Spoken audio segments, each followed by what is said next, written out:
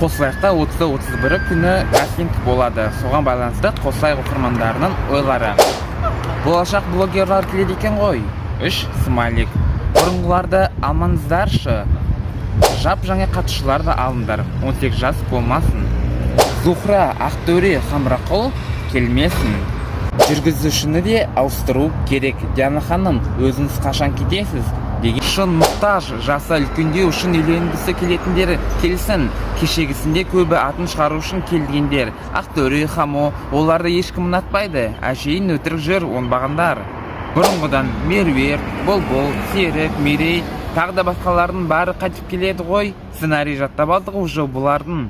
Асқат сияқтыларды алмаңыздаршы, Құдай үшін. Вообще бұл сезоннан ешкімді алмаңыздар. Оңған ешкім жоқ деген ойда екен.